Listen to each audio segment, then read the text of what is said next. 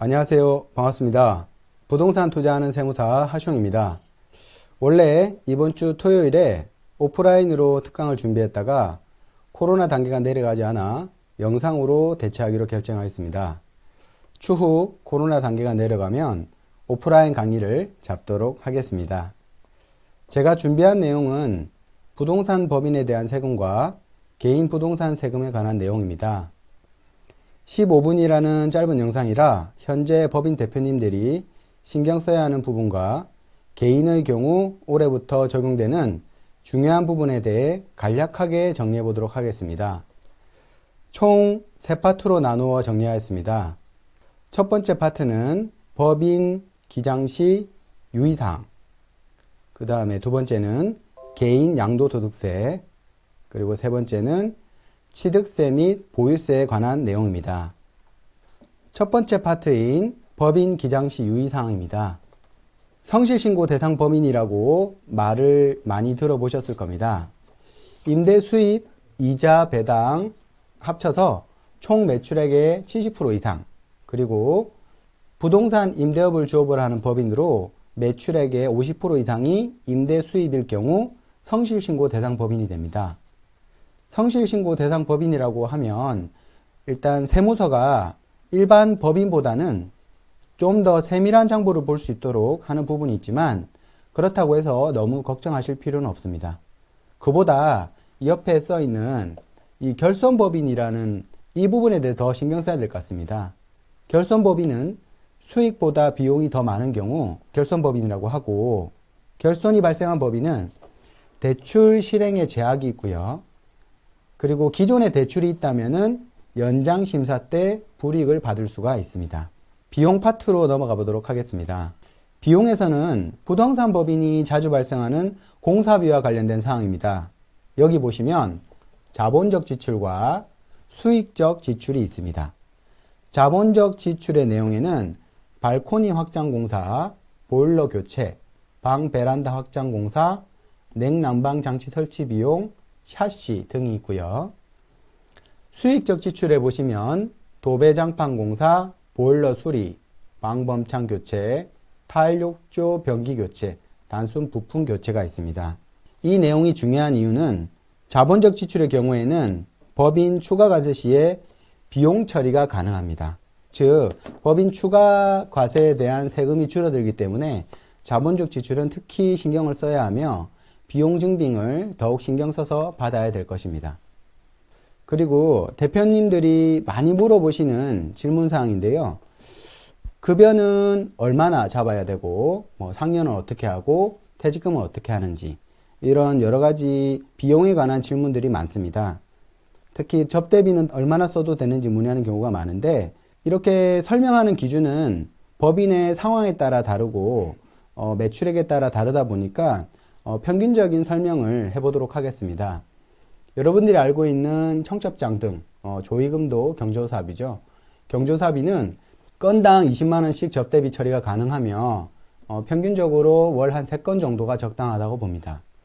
그리고 업무용 자산에 대해서 납부하는 재산세나 종부세는 비용 처리가 가능합니다. 상품권에 대한 문의도 많은데요. 월 3, 40만원 정도의 접대비는 비용 처리 가능하다 봅니다. 그래서 사회 통념상 적당한 수준을 유지하는 것이 중요합니다. 식비나 교통비도 사업 관련 비용으로 비용 처리가 가능한데 법인 중에서 사대보험 직원이 없는 경우에는 복리후생비를 많이 계상할 수는 없습니다.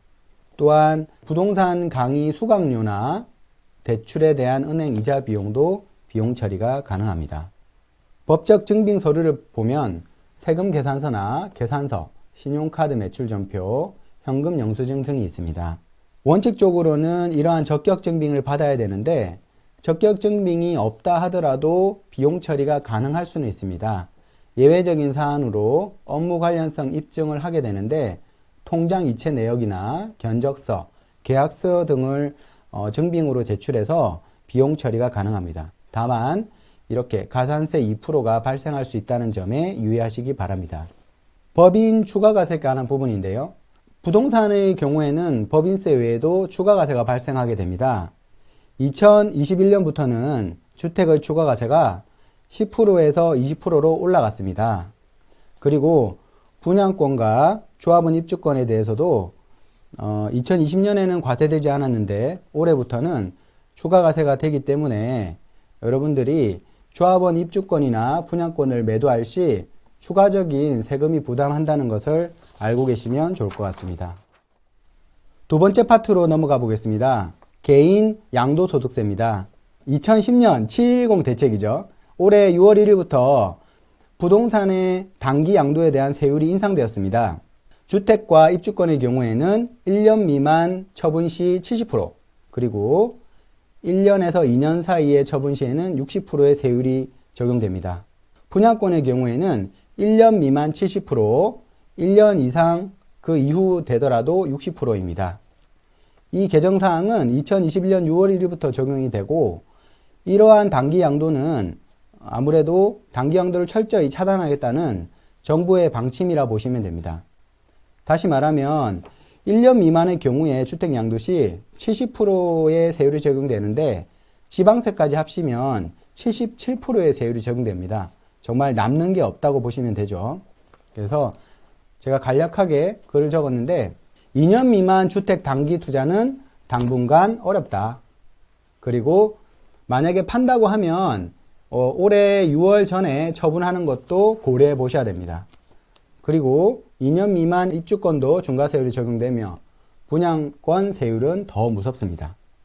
자, 1세대 1주택 비과세 규정은 다들 아시죠? 조정 대상 지역의 취득의 경우 2년 거주도 반드시 해야 된다는 것을 잊지 말으셔야 됩니다. 그리고 일시적 2주택 같은 경우에 세 가지 요건을 꼭 기억해야 되는데요. 1주택자가 받을 수 있는 가장 큰 혜택은 뭐니 해도 비과세 혜택일 겁니다. 그래서 요건 하나, 둘, 셋, 이 세 가지를 반드시 기억하셔야 됩니다. 여기서 특히 신경 써야 되는 부분은 중복 보유 기간입니다. 일시적 2주택일 때 중복 보유 허용 기간이 취득일 시점에 따라서 많이 변동이 되었습니다. 부동산 대책이 나오면서 2018년 9.13 이전에는 3년이었던 것이 2018년 9월 14일부터 2019년 12.16 사이에 취득한 거는 2년, 그리고 최근에 개정된 부분은 중복 허용 기간을 1년밖에 주지 않습니다. 그리고 1년 내에 전입해야 되는 조건이 있기 때문에 중복 보유 기간에 대해서 상당히 강화되었습니다. 분양권에 대한 부분도 바뀌었는데 2021년부터는 분양권도 주택수에 합산하도록 되어 있습니다. 분양권을 취득하여 이사를 가는 경우 일시적 2주택 요건도 잊지 않도록 유의하시기 바랍니다. 아래 부분들은 내용을 반드시 숙지하시기 바랍니다. 개인들이 가장 중요하게 여겨야 되는 부분은 아무래도 최종 1주택이 되는 시점에 적용되는 개정 내용입니다. 개정사항을 보시면 2021년 1월 1일 이후 2주택을 가지고 있는 세대는 최종 1주택만 보유하는 날로부터 2년 보유를 하는 경우 비과세 적용 가능하다는 내용입니다. 물론 일시적 2주택의 경우에 적용되는 사항이 아니고 2주택 모두 몇 년 가지고 있다가 일시적 2주택도 적용되지 않는 대상이거나 단기 양도 거래를 한 경우에는 최종 1주택에 대한 비과세 혜택을 강화했다고 보시면 됩니다.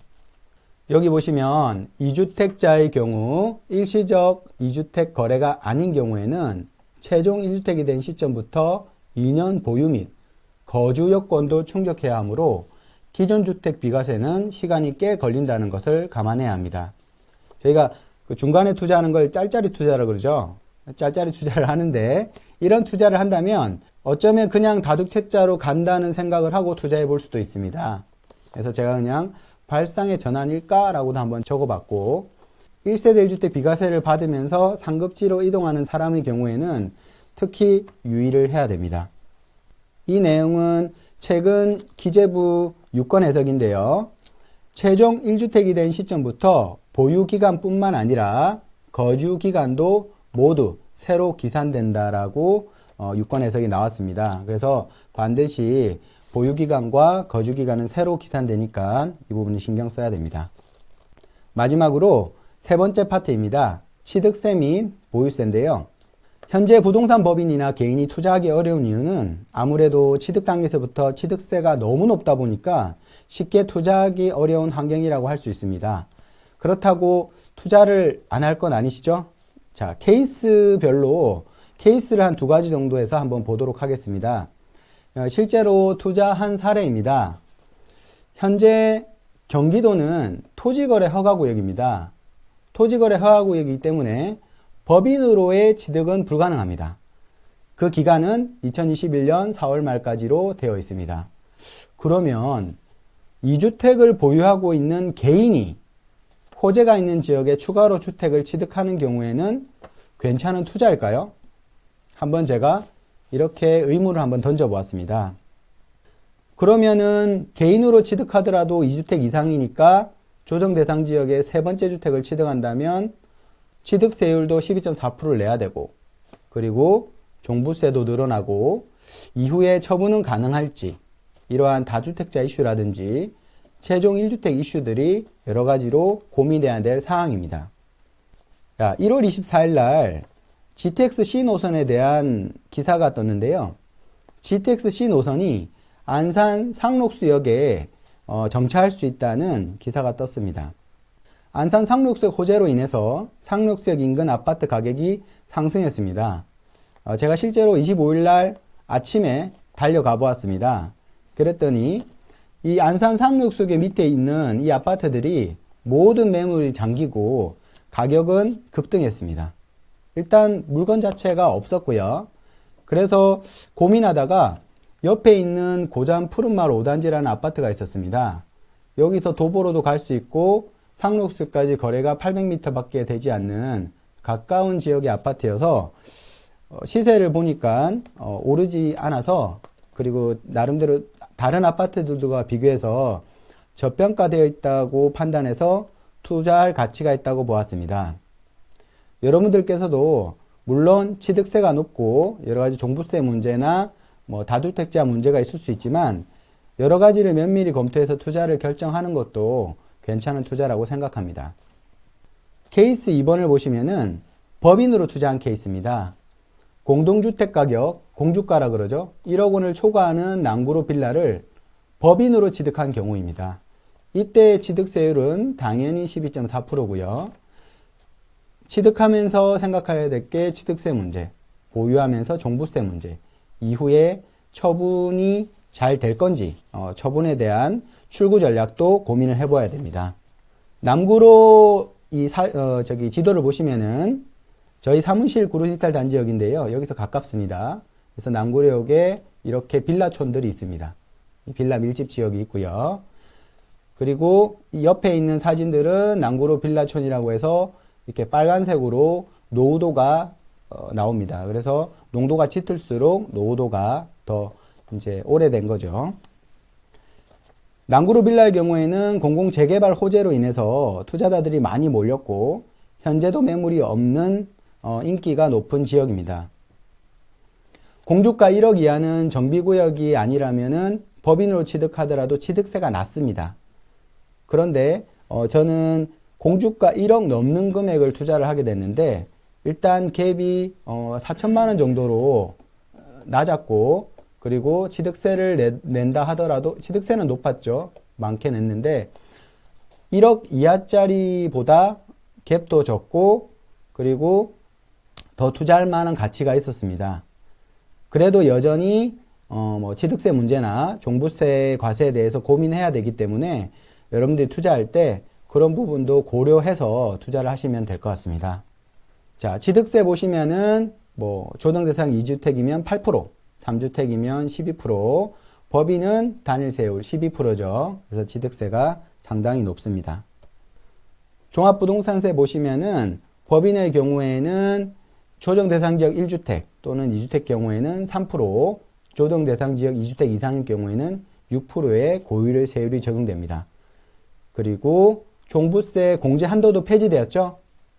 그 적용 시기는 6월 1일입니다. 6월 1일 보유자니까 종부세를 회피하는 방법은 과세 기준일 전에 매도하거나 또는 그 이후에 취득하는 방법밖에 없습니다. 지금까지 세 파트로 나눠서 부동산 세금에 대해서 알아보았습니다. 코로나 단계가 풀리면은 더 알찬 내용으로 우리 도담 고객분들께 찾아뵙도록 하겠습니다. 감사합니다.